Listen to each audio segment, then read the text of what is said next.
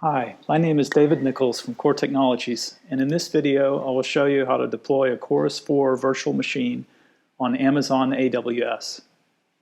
First, open the page of the Qorus 4 VM offer on the Amazon Marketplace. Once you are on the Marketplace page, click on the yellow button, Continue to Subscribe in the top right corner. First, read and agree to the Qorus software license terms.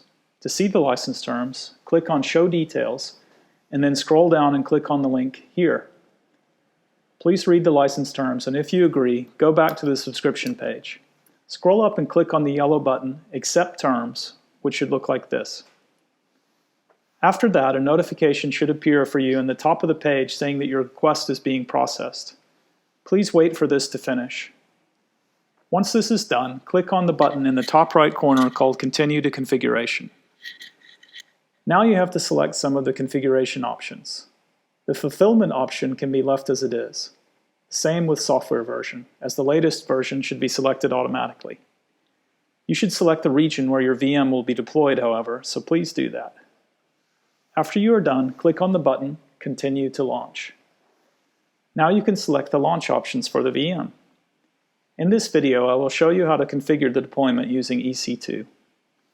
In the Choose Action drop-down menu, select Launch through EC2, and then click on the Launch button. This will take you to EC2. On this page, you can select an instance type for your VM. You should select an instance type that's appropriate for your needs. I will select a basic one for this demo. Next, click on the Configure Instance Details button. Here you can set other configuration details for your VM. I don't need to select any special settings here, so I will leave the configuration as it is. After you're done, click on the Add Storage button. If you want, you can add additional data volumes for your VM here. I don't need any, so I will simply click on the Add Tags button to continue. Here you can add tags to describe your VM. I'm going to add a name tag by clicking the link here and then filling in the name. After you're done, click on the Next Configure Security Group button. A new security group with the recommended settings is pre-filled here. If you want to change any details, you are free to do so. If you already have an existing network security group that you want to use, click on Select an Existing Security Group and select the one from the list.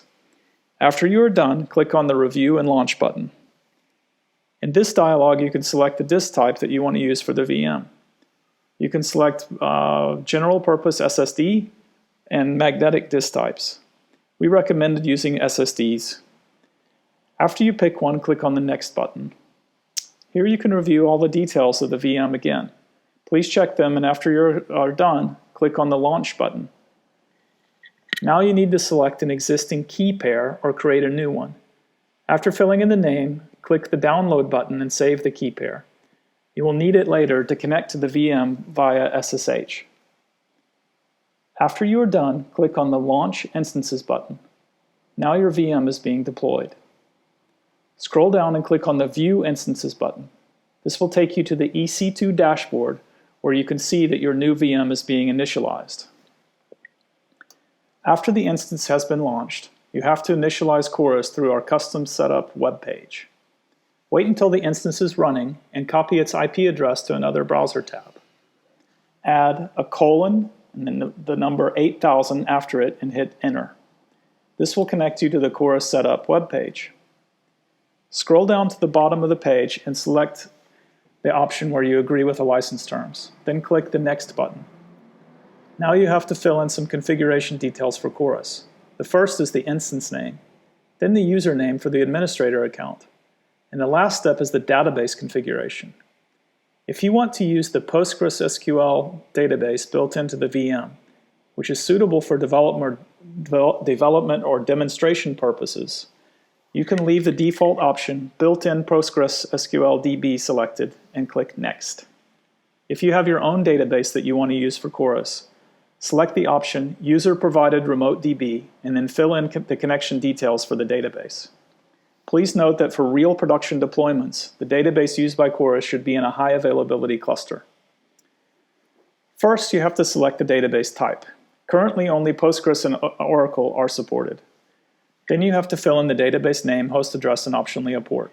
Next, you have to fill in the user and password, And lastly, you can fill in the character encoding that you want to use. The default is UTF-8, a universal character encoding suitable for all languages and regions. After the database connection details are filled in, click on the Next button. Now Qorus will be installed in the VM. Wait until this is finished. It could take 5 to 10 minutes. After the installation is done, Qorus should be running in the VM. Open one of the connection links in a new tab. If you selected the first HTTPS link, you may need to add an exception for Qorus because Qorus uses a self-signed certificate for HTTPS by default. Now you should get to the Qorus login page. Fill in the admin username that you configured earlier.